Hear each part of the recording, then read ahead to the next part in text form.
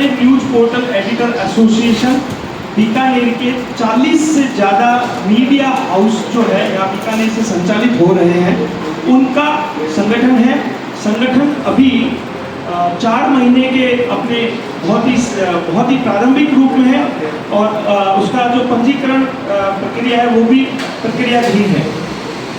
मैं आप सभी साथियों का बताना चाहूँगा कि यह संगठन 2 विशेष कारणों से बनाया गया है।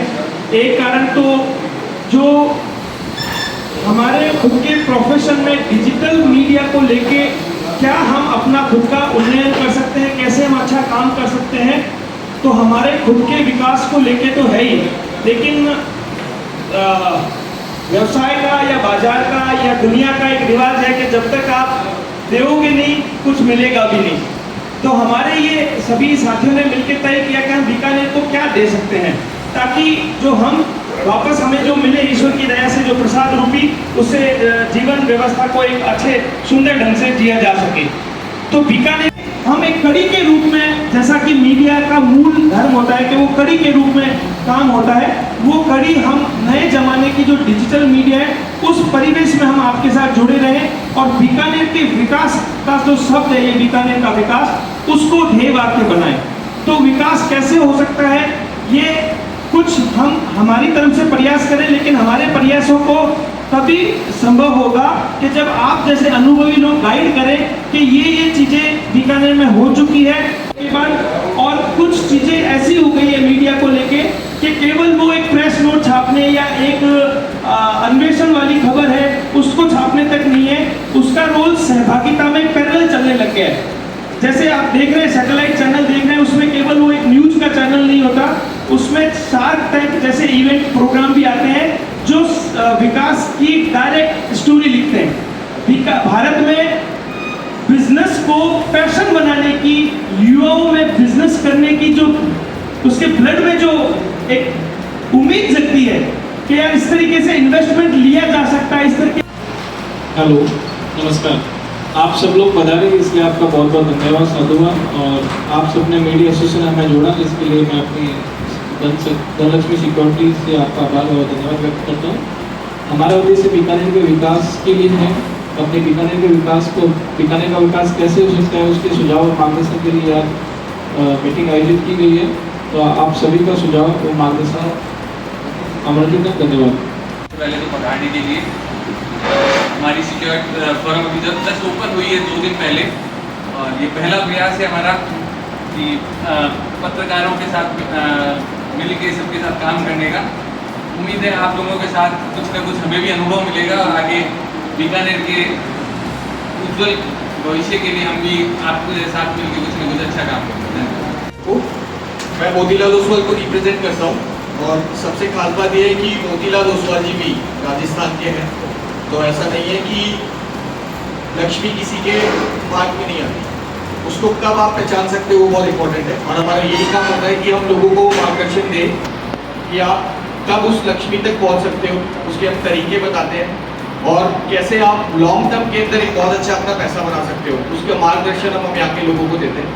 पहली सिंपल इसमें ये थी कि उन्होंने जो पात्रता के मापदंड तय किए उसमें लिखा कि जो पेशेवर व्यक्ति है, पेशेवर कोर्स किए हुए हैं, CA, CS, MBA, engineering, doctorate, वो लोग इंटर्नशिप के पात्र नहीं होंगे। नंबर 1। नंबर 2 कि जिनके घर में कोई सरकारी कर्मचारी है वो पात्र नहीं होंगे। नंबर 3 जो आयकर देते हैं वो पात्र नहीं होंगे। अब मुझे ये समझ नहीं आ रहा कि मैं एक कोई युवा बेरोजगार है, वो एक काम करना चाहता है और इंटर्नशिप भी लेना चाहता है। अगर ये शर्तें लग रही है, अगर उसके घर पे कोई आयकर दे रहा है, उसका घर सरकारी कर्मचारी, उसका क्या कसूर है, उसको इसका दंड क्यों मिले? आयकर दाताओं का तो समान होना चाहिए। अब अगर हम इसको देखें थोड़ा माइन्यूटली, तो जो बच्चा किसी और कोर्स को किया हुआ नहीं है, मतलब सिंपल भी अपने देशी भाषा में कहें तो BA, BCom, BSc है, सबसे पहली बात तो ये है कि उसके सामने ये संकट है कि वो कौन सी इंटर्नशिप करेगा। मान लो उसने सोच लिया कि भाई मेरे को तो जो है वो आपके मेडिकल साइड की कोई इंटर्नशिप करनी है, मान लो उसने सोच लिया BSc का लड़का है, अब वो मेडिकल साइड की इंटर्नशिप करने के लिए कोई कंपनी ढूंढ रहा है, उसको कोई कंपनी मिल जाए इसकी गारंटी है क्या? और वो कंपनी कराने को क्या बोले इसकी गारंटी है क्या?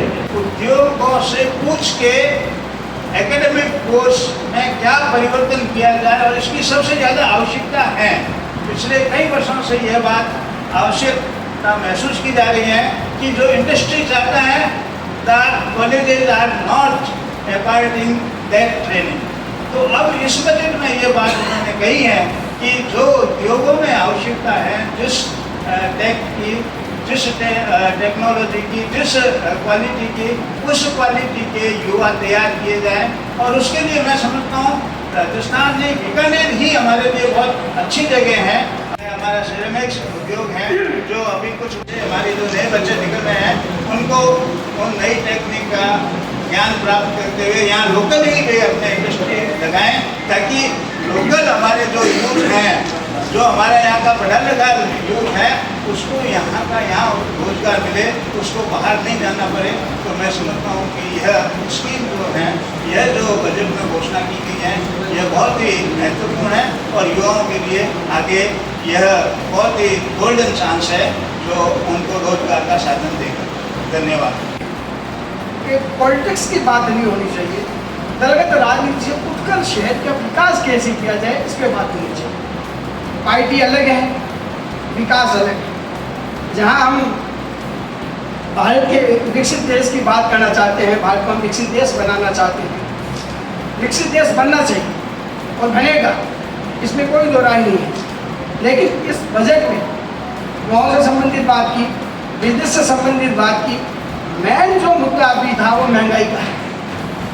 जनता ट्राई कर रही है, गैस के सिलेंडर बहुत भारी होते हैं, दाल चावल आटा चीनी, इस पर कोई नहीं बोलता है।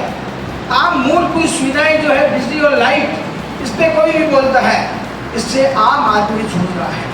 मैं केंद्र सरकार से और जो हमारे मंत्री हैं, जो हमारी सरकार से विकसित भारत बने, लेकिन कम से कम जो मूलभूत सुविधाएं हैं, इनमें जैसे खास तौर से महंगाई है, इसका अंकुश लगाना चाहिए।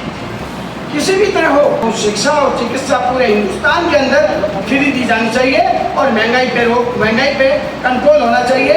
और आम आदमी जो जूझ रहा है वो महंगाई के वजह से। जहाँ विकास की बात आती है, बीकानेर शहर में राजस्थान को अभी जो दिया है वो अखबारों में आ चुका है, प्रिंट मीडिया, इलेक्ट्रिक मीडिया सब देख चुके हैं कि राजस्थान को क्या मिला है। बीकानेर तो बहुत दूर की बात है।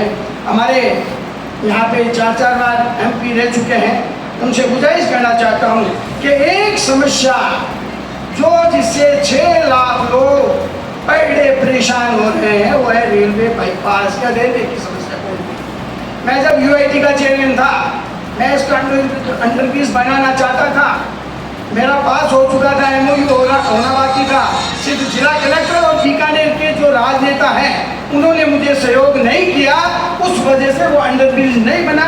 उसी अंडरब्रिज पे आज 12 साल बाद वापिस यही नेता तैयार हो रहे हैं। अगर उस वक्त वो बनता तो 7 करोड़ का था और आज वो ब्रिज बनता है तो 35 करोड़ का है। तो बीकानेर की जनता के साथ अन्याय हुआ है। लेकिन आप जानते हैं कि बीकानेर की जनता, जैसे मेरे खुद के चाचा जी की डेथ मेरे हाथ में हुई है, मुझे मेरे चाचा जी का हार्ट अटैक हुआ, मुझे PBM ले जाना था, रात का वक्त था 11 बजे, बिल्कुल फाटक बंद थी। उस वक्त ये ओवरब्रिज भी नहीं बने हुए थे और मेरे चाचा जी का दम मेरे खुद के हाथ में निकला। वो इस वजह से निकला, शायद उसमें अंडरब्रिज होता है या पुल होता तो मेरे चाचा जी की जान बच सकती थी। मेरे एक चाचा की नहीं, मेरे बीकानेर के कई हजारों माएँ बहनें जिन्होंने मैंने खुद ने देखा है, कोर्ट गेट के ऊपर एक बच्ची का डिलीवरी केस हुआ। आज कोर्ट हमारा उधर है, रेलवे के स्टेशन हमारा लाइन के पार है, जितने गवर्नमेंट के ऑफिस है वो सब पार है। लेकिन हमें सब लोगों को 5 लाख लोगों को गुजरना पड़ता है। और ये नेता जो हमारे हैं, चाहे उसमें मैं भी शामिल हूँ, मुझे मतलब नहीं है अंडरपास बने, अंडरब्रिज बने, बाईपास बने, इस समस्या का हल होना चाहिए। ये बीकानेर की जनता की मांग है, मेरी मांग नहीं है। भाइयों, दलगत राजनीति से उठ के बात कर रहा हूँ, जितने हमारे भाई बैठे हुए हैं और जो यहाँ नहीं है, उनसे नम्र निवेदन करना चाहता हूँ, सबसे पहले बीकानेर की रेल बाईपास की समस्या का हल होना चाहिए। ये मेरा मुद्दा है। दूसरा मैं ये चाहता हूँ, कि बीकानेर बहुत कंजेस्टेड हो गया है। मैं चाहता था उस वक्त यूआईडी में जब था कि बीकानेर के अंदर एक न्यू बीकाना सिटी बसे, जिसमें डॉक्टर्स कॉलोनी हो, जिसमें प्रोफेसर्स कॉलोनी हो, जिसमें एडवोकेट्स कॉलोनी हो, जिसमें व्यापारी कॉलोनी हो, जिसमें पॉलिटिशियन कॉलोनी हो, अलग अलग वेंडर्स कॉलोनी हो, मजदूर कॉलोनी हो। इस तरह से अलग अलग पार्ट बांट करके वहाँ पे न्यू बीकानेर सिटी बसे, जिसमें 120 से लेके 60 फीट तक रोड होनी चाहिए और वहाँ पे इंटरनेशनल लेवल का ग्राउंड होना चाहिए, ताकि इंटरनेशनल लेवल पे हमारे गेम्स हो सके और बीकानेर के लोगों को रोजगार मिल सके। और जितने हमारे बीकानेर में लोग इंटरनेशनल नेशनल खिलाड़ी खेले हैं, उनको वहाँ पे बाकायदा रियायती दर पे भूखंड दिया जाए, 5 स्टार 3 स्टार होटल बना करके उसकी इनकम से उसको आगे डेवलप किया जाए। ये मेरी इच्छा थी। तो न्यू बीकानेर सिटी का प्रोजेक्ट भी मैं आपसे निवेदन करना चाहता हूँ कि अगर बीकानेर में न्यू बीकानेर सिटी का प्रोजेक्ट बनता है तो लाखों लोगों को, हजारों लोगों को रोजगार मिलेगा और जो बीकानेर हम जो कंजस्टिव की स्थिति जी रहे हैं, इससे हमें निजात मिलेगी। जय हिंद, जय भारत। क्योंकि 2 मिनट का ही समय। सरकार भी बहुत हमें प्रोत्साहित करती थी कि भी ATC की छूट मिलेगी, ये बचत करो, वो बचत करो। अब सरकार हमसे कहती है कि आप बचत मत करो, तो सरकार हमको कोई लाभ देने नहीं चाहती ATC। सरकार कहती है खर्च करो, और खर्च करो या निवेश करो, और निवेश करो उस पर वापस टैक्स दो। तो मैं समझ नहीं पा रहा हूँ कि हम बजट में किस दिशा में जाना चाह रहे हैं। अगर हम चारवाक की नीति अपनाते हैं कि खाओ पियो ऐश करो, तो अलग बात है। और जहाँ तक इस बजट की बात है, और मैं चूँकि शिक्षा से जुड़ा हुआ हूँ, तो जो मेरी पीड़ा है वो यही है कि हम ये तो चाह रहे हैं कि हमारा युवा बिल्कुल नौकरी के लिए तैयार हो, वो स्किल डेवलपमेंट भी करे, लेकिन मेरे ये समझ नहीं आ रहा कि एक बच्चा जो कंप्यूटर में जाना चाह रहा है वो कौन सी स्किल डेवलप करेगा। कंप्यूटर की तैयार करने के लिए उसको चाहिए communication skill, writing skill, verbal skill, जिसके लिए कहीं कोई ध्यान नहीं दे रहे। मेघालय को हम बदनाम करते हैं कि उसने क्लब पैदा किया। हम अपनी शिक्षा नीति से क्या मजदूर पैदा करना चाहते हैं? शिक्षा बिल्कुल अलग चीज़ है, नौकरी बिल्कुल अलग चीज़ है। नौकरी शिक्षा के आधार पर करता है, लेकिन शिक्षित होना और प्रशिक्षित होना दोनों बहुत ह्यूमन रिसोर्स अगर है, हम कहते हैं भारत युवा देश है, तो ये युवा हमारे लायबिलिटी है, ये हमारे एसेट होने चाहिए। इस तरह सरकार काम करेगी। स्किल डेवलपमेंट को मैं इस रूप में कहना चाहता हूँ कि तो हम स्किल डेवलपमेंट उधर की तरफ नहीं सोचते। हम लोग कहते हैं कि हम स्कूल में स्किल डेवलपमेंट करेंगे, 1000 बच्चों को प्रशिक्षित करेंगे। हम उसमें छाटे 100 जो जिस फील्ड में जाना चाहते हैं उसी के अंदर प्रशिक्षित करेंगे। तो ये एक मेरा विचार है। दूसरा ये विरोधाभास है। यदि हम शिक्षा की तरफ बढ़ावा देना चाहते हैं तो उसमें बजट का आवंटन भी ज़्यादा होना चाहिए। ये मेरा एक छोटा सा विचार है और ज़्यादा मैं बातें कर नहीं सकता हूँ। एक बात और खास करूँगा बीकानेर के लिए, बीकानेर में ह्यूमन रिसोर्स सबसे अच्छा है, ये मैं अपने व्यक्तिगत अनुभव से कह सकता हूँ। मैं जिस विषय का व्याख्या कर रहा हूँ, मेरे कम से कम 300 विद्यार्थी हैं जो नौकरी करते बाहर। मेरा जो एक सुझाव है, क्योंकि अभी बजट में इंडस्ट्रियल पार्क्स को बहुत ज़्यादा प्रमोट किया गया है और इंडस्ट्रीज भी बहुत ज़्यादा बन रही है। बीकानेर में ग्रोथ सेंटर बहुत सारे हैं, लेकिन उनके साथ साथ उनका जो वेस्ट निकल के आ रहा है, क्योंकि हम तो सफर हैं। एग्रीकल्चरल यूनिवर्सिटी का किलोमीटर्स की जो जमीन है वो बैरन हो गई पूरी, क्योंकि वहाँ पर STP बनाया नहीं गया है। तो जो भी ग्रोथ सेंटर डेवलप कर रहे हैं, वो चाहे वीको करता है या कोई और करते हैं, तो उनसे निवेदन ये है कि हम वहाँ पर उस इंडस्ट्री के साथ साथ वहाँ पर भी लगाएं, जिससे कि हम जब हेल्थ की बात करते हैं, क्योंकि विकसित भारत 2047 की जब बात हो रही है तो वो हम तभी कर पाएंगे जब हमारी हेल्थ भी अच्छी रहेगी और हमारा एग्रीकल्चर सेक्टर भी अच्छा रहेगा। तो हेल्थ को और एग्रीकल्चर को बनाने के लिए ज़रूरी है। दूसरी बात, हेल्थ पर जब हम बात करते हैं तो एग्रीकल्चर सेक्टर में हमारा जो प्रोडक्ट है वो एक्सपोर्ट नहीं हो पाता, क्योंकि उसके अंदर पेस्टिसाइड्स के रेसिड्यू बहुत ज़्यादा होते हैं। तो हमें कुछ ऐसे स्कीम्स पर काम करना पड़ेगा जिसमें कि पेस्टिसाइड्स का यूज़ हमको, और हम ऑर्गेनिक टेस्टिंग जो लैब्स होती है, ऑर्गेनिक फूड टेस्टिंग लैब है, उसकी भी बात करें, जिससे कि हम एक क्वालिटी जो फूड प्रोडक्ट है वो मार्केट में लेकर के आए। बीकानेर का जो जोन है, हम बात कर रहे हैं कि यहाँ के लोगों को यहीं पे नौकरी मिलनी चाहिए। हम वोकल टू लोकल की जो बात कर रहे हैं, यहाँ की जो वहाँ से जो भी इनकम होगी वो वहाँ के जो युवा उसकी जो लड़के हैं उनको काम आएगी, तो हम एक उस पर भी विचार कर सकते हैं। हम जो ये बजट है, इसमें महिलाओं को एक अवसर दिया गया है, जिसमें कि वो लघु उद्योग में भी उनका पार्टिसिपेशन जो वो सुनिश्चित किया गया है। स्किल डेवलपमेंट, हम जो एजुकेटेड हैं उनके लिए स्किल डेवलपमेंट अलग है, लेकिन जो हम कह रहे हैं कि जो लेबर क्लास है या जिनके पास एजुकेशन नहीं है, डिग्री नहीं है, हम उनकी आजीविका कैसे चले, उसके लिए स्किल डेवलपमेंट की ज़रूरत है। और यहाँ का जो जितना भी काम है, हस्तकला जो है, उसको अगर जो विकास की बात कर रहे हैं, उसके अंदर एक क्लॉज है जिसमें कहा है कि आंगनबाड़ी को हमें सक्षम बनाना है और पोषण 2.0 पर बात करनी है।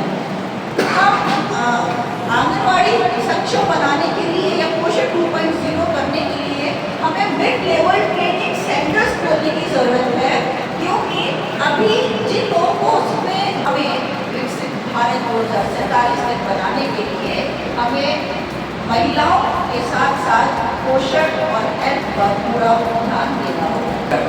ये समझ सकते हैं कि जीएसटी का जो समानीकरण है, जीएसटी अपने आप में एक बहुत हो गया। उस तरह से क्या व्यापार में बड़ी दिक्कत आती है, कहीं पे 5%, कहीं पे 18%, कहीं पे 14%। जीएसटी का समानीकरण बिजनेस के लिए बहुत जरूरी है, बहुत आसानी से हो सकती है। तीसरा, हमारा जो मटेरियल है वो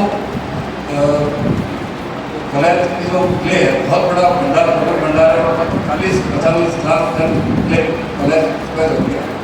लेकिन रेलवे का जो भाड़ा है वो 30% नहीं है, वो कम्पिटिटिव नहीं है। उसको कम्पिटिटिव बनाने के लिए क्योंकि अब जो इंडस्ट्री के यूजर्स हैं वो भी कम भाड़े में मटेरियल मांगते हैं, तो रेलवे को आगे बढ़ के और पूर्ण रूप से अपनी रेट है उसको तय करने की जरूरत है, बातचीत होती है। लेकिन जो टैक्स पेयर है, जो व्यापारिक वर्ग है, उसके लिए, उसके सामाजिक शिक्षा के लिए, उसके लिए किसी तरह की कोई बात नहीं होती। रियल सेंस में ऑप्शन देख तो व्यापारिक वर्ग है, क्योंकि वो बहुत लिमिटेड मात्रा में 1.5 करोड़ 2 करोड़ मात्रा करदाता जो है वो ये कर देते हैं, उनकी सुरक्षा के लिए कोई काम नहीं, जबकि हर वर्ग को कुछ न कुछ मिलता है। तो ये बहुत जरूरी है कि उस व्यापारियों की सामाजिक सुरक्षा के लिए, उनके विकास के लिए भी सरकार कुछ न कुछ करे। ये मेरा एक पर्सनल, और आप सभी भाइयों का बहुत बहुत अभिनंदन और आभार कि आपने बहुत अच्छा प्रयास किया, और आपका जो मूल मोड़ है वो बीकानेर का विकास है, तो इसके लिए हम लोग आपके साथ हैं, कदम से कदम काम मिलाकर हम आपके साथ हैं। जय edition of news portal association का मैं और धनलक्ष्मी सिक्योरिटी का आभार। जो एक उद्योग है वो विकास के लिए रीक्रिएटिव का काम करती है, तो गवर्नमेंट ने उसको तो ध्यान दिया है। मैं बहुत बहुत भारत सरकार का आभार व्यक्त करते हैं, नेशनल पार्टी की तरफ से आभार व्यक्त करता हूँ कि उन्होंने इस तरफ अपने कदम बढ़ाए हैं। और साथ ही मैं सरकार से एक छोटा सा सुझाव मैं भी देना चाहूँगा। सबसे पहले खेल और खेल के संरक्षण के लिए सरकार का ध्यान बहुत ही कम है, जो भी सुविधाएँ प्राप्त हैं, बाकी सभी गेम्स में हमें बहुत पीछे हैं, बहुत पिछड़े हुए हैं। तो मैं एक बार फिर आप सबका आभार व्यक्त करूँगा। धन्यवाद।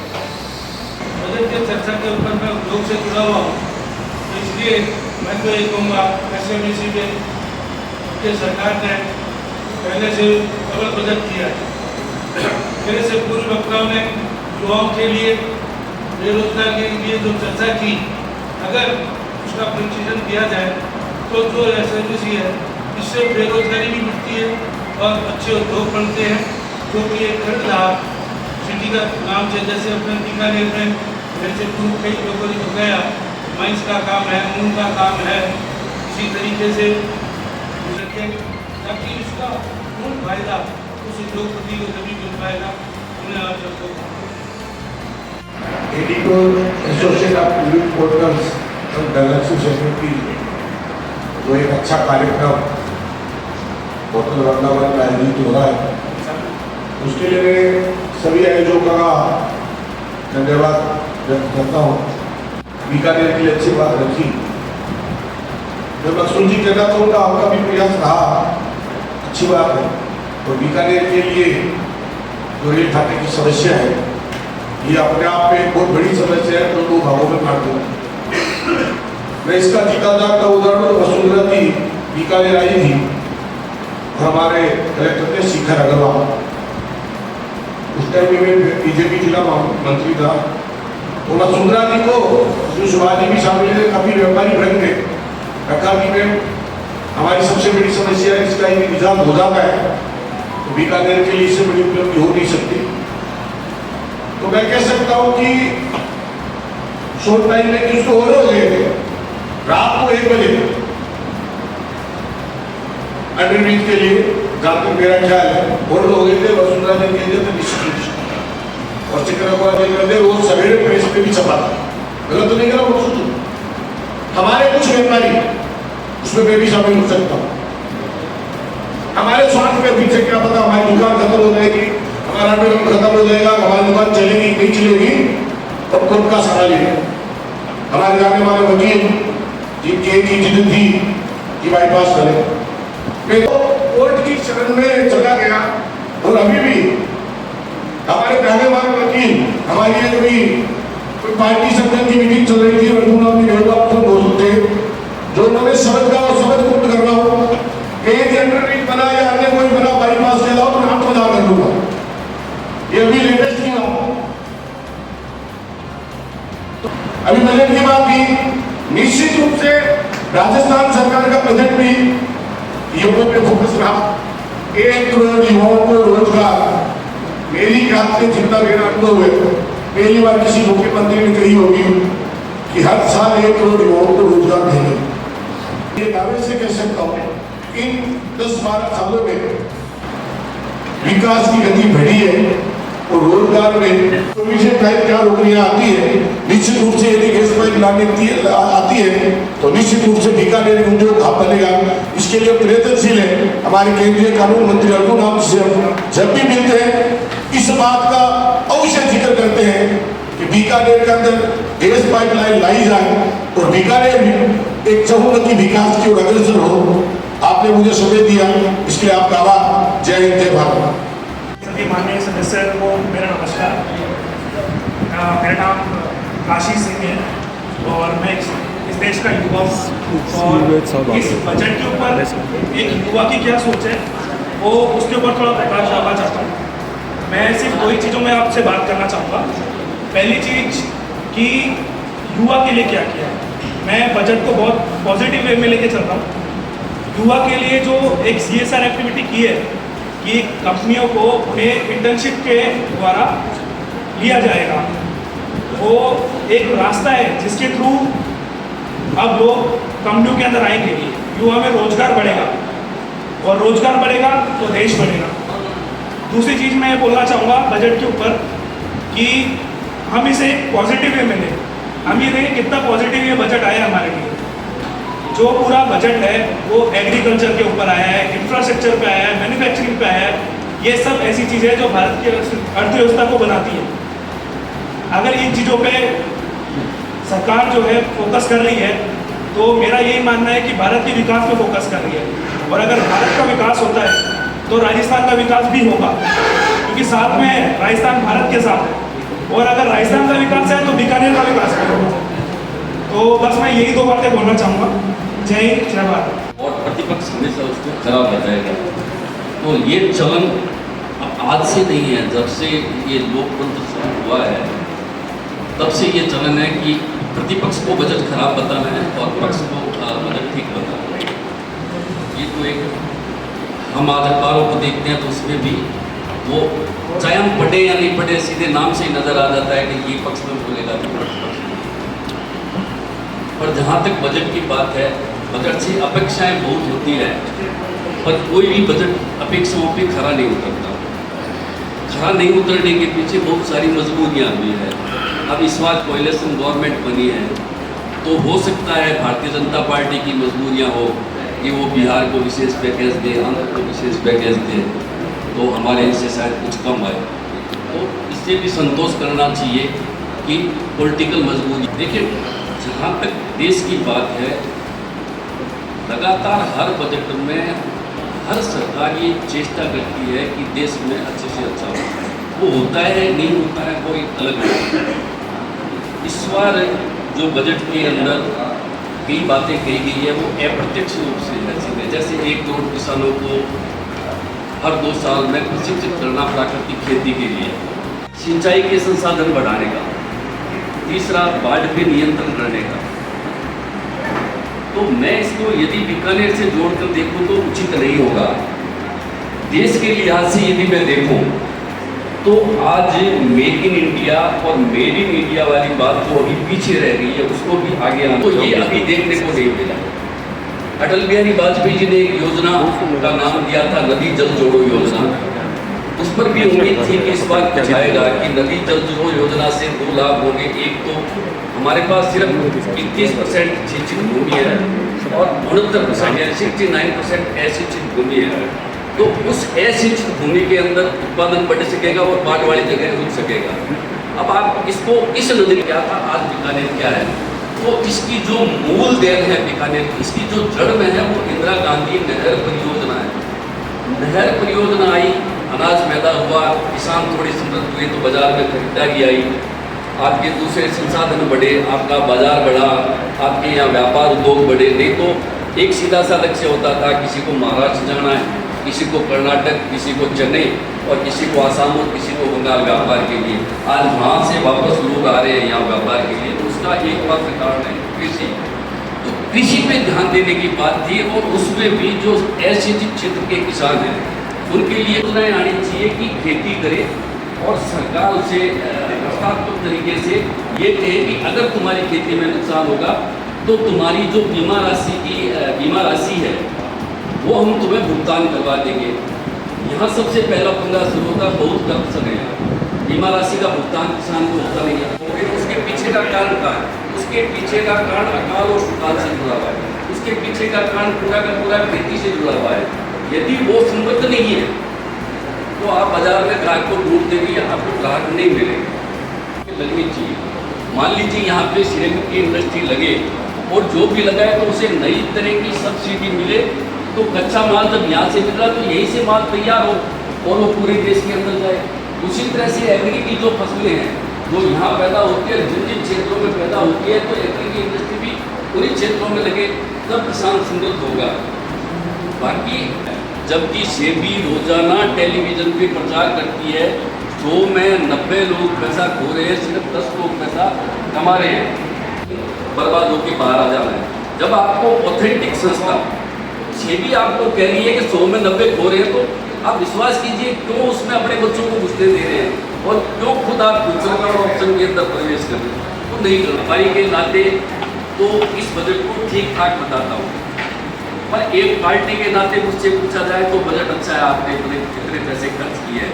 तो कुल मिलाकर बजट का यही है कि किसे किस तरह से बता। पहले मैं editor association of news portals और धनलक्ष्मी सिक्योरिटीज़ का धन्यवाद ज्ञापित करता हूँ कि उन्होंने बीकानेर को बड़े शहरों की तर्ज पर एक ऐसा अनुभव उदाहरण के साथ लोगों को एक सुविधा उपलब्ध करवाई है कि बजट समझने के लिए यहाँ पर उपराज जी, मोदी जी, विमला जी, मसूद जी, अजय जोशी जी, सुभाष जी जैसे, राजेश जी चूड़ा साहब जैसे विषय विशेषज्ञ उपलब्ध है। तो दूसरी तरफ पोर्टल मैं देख रहा हूँ, एक पोर्टल जो है बहुत अच्छे तरीके से लोगों को कवर कर रहा है और एक जिम्मेदार पत्रकारिता की तरफ बीकानेर को बढ़ा रहा है।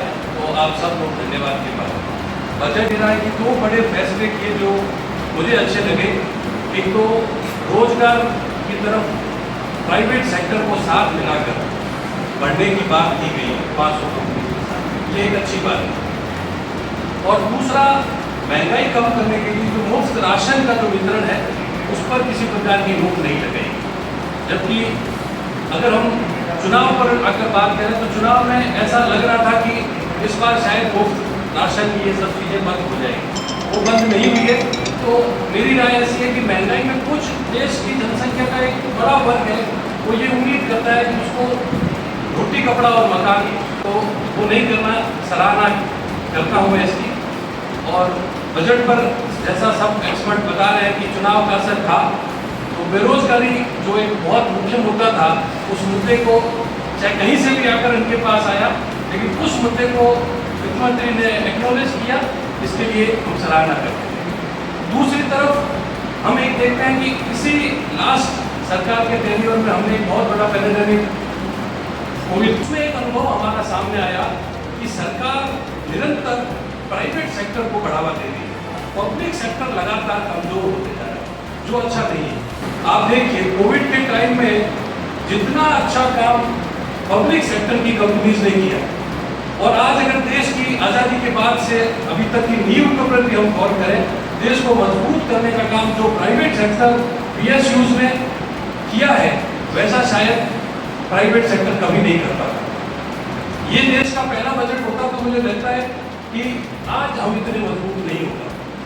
प्राइवेट सेक्टर मजबूत होता है तभी देश आगे बढ़ता है, उसमें रोजगार के अवसर आते हैं और R&Ds होती है। आप देखिए इजराइल रिसर्च और एनालिसिस से ही देश आगे बढ़ता है। अनुसंधान चाहे व्यापार में हो चाहे शिक्षा के क्षेत्र में हो, अनुसंधान देश को आगे बढ़ाता है। अनुसंधान बढ़ाता है, छोटे से छोटी अगर SMEs को अगर R&D के लिए कुछ बजट एलोकेट करेगी, उसको प्रमोशन मिलेगा, तो निश्चित रूप से उसका लाभ आने वाली पीढ़ियों को मिलेगा। राजस्थान के बजट की भी साथ साथ चर्चा हो रही है। राजस्थान में फूड के एक्सपर्ट लोग बैठा है, फूड इंडस्ट्री से संबंधित। राजस्थान में जो कैप 50 लाख की है सब्सिडी की, वो यूपी में 5 करोड़ है। जबकि फूड में हम लोग यूपी से कहीं भी शेयर देखें तो बीकानेर राजस्थान बहुत ग्रोइंग स्टेट फूड इंडस्ट्री। तो उम्मीद थी कि यहाँ पर कैप 50 लाख की बढ़कर इंफ्रास्ट्रक्चर पर सरकार का ध्यान इस बजट में थोड़ा सा कम दिखा है। हो सकता है कहीं और रूप में आएगा, क्योंकि बजट पूरी तरीके से सरकार का एक फुल एजेंडा मान लेना ठीक नहीं, तो इंफ्रास्ट्रक्चर पर कुछ ना कुछ हो सकता था। और पुनश्च मैं सभी आयोजकों को धन्यवाद दूंगा कि आपने मुझे आप लोगों से बीच में बुलाकर रूबरू होने का मौका दिया, मेरा ज्ञानार्जन किया। धन्यवाद। जो नई टेक्नोलॉजी, नए इनोवेशन मार्केट में आ रहे हैं, उनको बढ़ावा देने के लिए कुछ किया गया। तो जो उस पर इंडियन टैक्स लगता था उसको खत्म किया गया है। तो बहुत ही एक बढ़िया काम किया गया है, जिससे जो नए युवा है, नए स्टार्टअप्स हैं, उनको डेफिनेटली फायदा मिलेगा। दूसरा, सोने और चांदी पे जो कस्टम ड्यूटी कम की गई है, कस्टम ड्यूटी कम की गई है, उससे मध्यम वर्गीय परिवारों को थोड़ा सा रिलीफ जरूर मिलेगा, लेकिन उससे पहले हमें जरूरत है खुद को एक लेवल तक लाने की, खुद को सक्षम बनाने की, कि जो चीज़ है हमारे पास हम उसको बेहतर बनाएं। जो हम बांट रहे हैं, उस बांटने को रोक के खुद को सक्षम बनाएं कि हम अपना जीवन यापन उसमें कर सकें। तो वो टैक्स देना नहीं चाहता, क्यों? क्योंकि उसको उसका डायरेक्ट बेनिफिट नहीं पता कि ये 36 पैसा मेरे को डायरेक्ट या इनडायरेक्ट मेरे को कैसे मिलेगा। उसके मन में ये चीज़ है कि ये 36 पैसा दे तो मैं रहा हूँ, लेकिन ये जाएगा जिनके पास जो 1 पैसा भी नहीं दे रहे हैं, उनको 2 रुपये किलो गेहूँ मिलेगा। तो कुछ ऐसा सिस्टम किया जाना चाहिए था, या सरकार को टैक्स पेयर्स को रिट्रेट करने के लिए ऐसा किया जाना चाहिए था कि ये 36 पैसा घूम फिर के डायरेक्ट या इनडायरेक्ट रूप में वापस आपको ही मिलेगा। कुछ चीज़ों को उम्मीद करते हैं अगले बजट में जो 6,000 से लेकर प्रोविजन है उनको बहुत आसान किए जाएंगे, और मध्यम वर्ग के लिए कुछ यात्रा से पॉइंट डाल के अपर क्लास जो इनकम है, कुछ इनकम की कैपिंग लगा के उस पर टैक्स कलेक्ट किया जाएगा। Thank you. मैं अगर ये बात करूँ बजट की, तो एक व्यापारी की हैसियत से अगर मैं बात करूँ तो मुझे बजट बहुत अच्छा लग रहा है, क्योंकि चूँकि मैं सोलर एनर्जी से आता हूँ, रिन्यूएबल का मेरा बिजनेस है, तो जो सोलर पे जो बहुत लंबे समय से जो कस्टम ड्यूटी कम करने की जो मांग कर रहे थे, वो इस सरकार में इस बजट में पूरी कर दी गई है। उससे ऐसा एक्सपेक्टेशन है कि सोलर के जो प्राइसेज है उसमें रिडक्शन आएगा और उससे सोलर एनर्जी को बढ़ावा मिलेगा। बहुत लंबे समय से आप लोग देखते होंगे 300 यूनिट फ्री देने का जो लंबे समय से जो गवर्नमेंट का एक चल रहा है कि 300 यूनिट फ्री देंगे, 300 यूनिट फ्री देंगे, अगर प्रैक्टिकली बात करें तो ऐसी किसी भी प्रकार की 300 यूनिट फ्री है ही नहीं। अभी तक का सबसे हाईएस्ट बजट रहा है। इसमें चूंकि कोई भी देश होता है तो उसका डेवलपमेंट जो है उसके इंफ्रास्ट्रक्चर सेक्टर से, उसके एनर्जी कंजम्पशन से और उसके एजुकेशन सिस्टम और हेल्थ एंड वेलनेस सिस्टम से नापा जाता है। तो उसके हिसाब से बात करूँ तो एजुकेशन सेक्टर की मैं बात करूँ तो उसमें इंडस्ट्रीज के साथ में उनको कोरिलेट करके और आगे उसका डेवलपमेंट किया जाए, उसी हिसाब से इसमें बात की गई है। कुछ समय पहले 20 तारीख को हमने एक संवाद अटेंड किया था बीकानेर यूनिवर्सिटी में, जिसमें हमने ये एक पॉइंट रखा भी था कि जो एजुकेशन सिस्टम है उसको इंडस्ट्रीज के साथ में समन्वय बना के उसका कुछ न कुछ डेवलपमेंट किया जाए तो होता है। तो उसमें किसी भी देश के डेवलपमेंट के लिए क्लस्टर डेवलपमेंट जो होता है वो बहुत इंपॉर्टेंट रहता है। कोई भी एक भौगोलिक स्थिति होती है, वो किसी न किसी पर्टिकुलर चीज़ के लिए एक्सपर्टाइज्ड होती है, तो वो कहीं ना कहीं क्लस्टर डेवलप करके और देश का विकास किया जा सकता है। वो कहीं ना कहीं इसमें देखने को नहीं मिला, कहीं ना कहीं उसकी एक कमी जरूर दिखी है। जैसे बीकानेर की बात करूँ तो सेरामिक हब बन सकता है, फूड जोन बन सकता है, कहीं ना कहीं क्लस्टर इस तरह का डेवलप किया जा सकता है। जो है 10 लाख से बढ़ा के 20 लाख कर दी, कहीं ना कहीं सेल्फ एम्प्लॉयमेंट में भी ये सहयोग कर सकता है। इनकम टैक्स स्लैब की बात करूँ तो ये अच्छा इसमें कहा जा सकता है कि उन्होंने कहीं ना कहीं छूट इसमें बढ़ाई है, 50,000 से स्टूडेंट डिडक्शन को बढ़ा के 75,000 किया, वो भी एक अच्छा था। मैं doctor Munita Pokhri the internal news से इस परिचर्चा को रखने का उद्देश्य यही रहा कि ये इस जो एसोसिएशन हमारे द्वारा बनाई गई उसका तीसरा या चौथा कार्यक्रम है और अब तक रचनात्मक कार्यक्रमों की श्रेणी में इस कार्यक्रम को रखने का उद्देश्य यही था कि आप सभी बुद्धिजीवी वर्ग के माध्यम से पत्रकार जगत जो है वो एक रचनात्मकता की और अग्रसर हो सके और हम बात कर सके कि इस बजट का बीकानेर को क्या मिला, इस बजट का बीकानेर पे क्या इम्पैक्ट रहा। आप लोगों ने न केवल अपने अपने जो एरियाज हैं उनके बारे में बात करी, बल्कि साथ साथ हम लोगों को भी बहुत सारी ऐसी चीज़ों से अवगत कराया जो शायद हम लोग नहीं जानते थे। तो मैं अपने एसोसिएशन की तरफ से भारत में शांति स्थापित करने और देश दुनिया में शांति स्थापित करने की जो एक्सरसाइज होती है यूनाइटेड नेशंस की, उसको भी कवर करते बेहतरीन अनुभव आपका, और बीकानेर के युवा भी आपसे सीखेंगे और आगे राष्ट्रीय अंतर्राष्ट्रीय स्तर पर जर्नलिज्म करेंगे इस सेक्टर को लेकर। एक चीज़ जो मैं कैसा अजीब आया है इस साल का बजट, मुर्गी का जो बजट है वही दाल का बजट है। क्या बात है। मुर्गी का जो बजट है वही दाल का, यानी गर्लफ्रेंड और बीवी के लिए एक ही बजट है। तो देख लीजिए बड़ा ही थोड़ा सा मतलब कितनी गरीबी आ गई है, कितनी है एक क्लर्क की तनख्वाह आजकल उतना बेगमात के एक गाल का बजट है। सिर्फ एक दिन में 20 मुसाफिर हुए हलाक। हाजिर है साई गुलशन ए इकबाल का बजट है। टीवी का ये मजाक अदीबों के साथ है, शायर से दुगना रख दिया कवाल का बजट है। पिछड़े थे जब ये लोग, महीना था जून का, सोहनी बना रही थी माहिवाल का बजट। निकाल के जब भी हुआ है पेश, सालों ने पास कर दिया ससुराल का बजट है। दामाद को निकाल के अगर साले साहब बजट बनाएंगे तो देख लीजिए कितना कंजस्टेड करना पड़ेगा बजट को। तो मोदी जी सरकार एक अपने संवाद को हल्का और बड़ा ही थोड़ा प्रफुल्लित करने के लिए था, लेकिन मैं बहुत खुश नसीब हूँ दोबारा से फिर से आप सभी हमारे जो महानुभवी उनका आभार व्यक्त करता हूँ कि आपने अमूल्य समय दिया। मुझे पता है इंडस्ट्री के लोगों का 2 घंटे ले लेना बड़ा ही जुल्म सा लगता है, लेकिन ये 2 घंटे जो आप दे रहे हो हमारे मेहमानों का, और आभार व्यक्त करूंगा पुनः हमारे प्रायोजक श्री गोपाल अग्रवाल जी, धनलक्ष्मी सिक्योरिटी से उज्जवल गोलछा जी का, और दिव्यांग भाटिया जी का, मोतीलाल ओसवाल के रिप्रेजेंटेटिव बैठे हैं, उनका भी शायद आपने अपनी प्रतिक्रिया नहीं दी। शेयर पे इन्वेस्ट हो रहा है, वो 50 में से 49 लोग डूब रहे हैं। तो ये अपने सिक्योरिटीज करके लगाते हैं, धनलक्ष्मी सिक्योरिटीज, तो कैसे सिक्योर करते हैं थोड़े से विचार कर लेते हैं। आपकी 2 तरह की प्रवृत्ति होती है। आप जब उसको अच्छा सिखाओगे ना तो वो गलती सीखेगा। तो किसी भी शेयर ब्रोकर कंपनी ने या किसी भी शेयर बाजार के लोगों ने किसी को नहीं बोला है कि आप फ्यूचर एंड ऑप्शन में पैसा पैसा लगाओ और पैसा कमाओ। हम हमेशा सही दिशा दिखाने की कोशिश करते हैं, बट आप लोग ये जानते होंगे कि आप अगर बच्चे को किसी चीज़ के लिए मना करो तो सबसे पहले वो वही करता है कि मुझे मना क्यों करना, राइट। तो हमेशा शेयर बाजार को देखने के दो तरीके हैं। हम लोग उसको इन्वेस्टमेंट पॉइंट ऑफ व्यू से देखते हैं, और जब हम लोग इन्वेस्टमेंट पॉइंट ऑफ व्यू से देखते हैं तो आज मैं आप लोगों को एक डेटा बताता हूँ, शायद बहुत कम लोगों को पता होगा, क्योंकि आप लोग यहाँ पर बोल रहे हैं कि लोग बचत नहीं कर रहे हैं। तो मैं आपको एक डेटा बताता हूँ। भारत के अंदर 2017 में 3500 करोड़ रुपया SIP बुक हुआ करता था। यानी हर इकोनॉमी को बढ़ने के लिए, डेवलपिंग से डेवलप होने के लिए इंफ्रास्ट्रक्चर बहुत इंपॉर्टेंट है। बाकी सारे मुद्दे एक तरफ, इंफ्रास्ट्रक्चर का जो डेवलपमेंट है वो सबसे बड़ा किसी भी इकोनॉमी को डेवलप करने का होता है।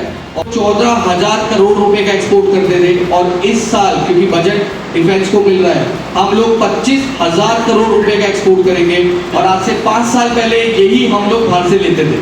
तो ये भी एक बहुत अच्छी है कि हम लोग डिफेंस में भी बहुत आगे बढ़ रहे हैं।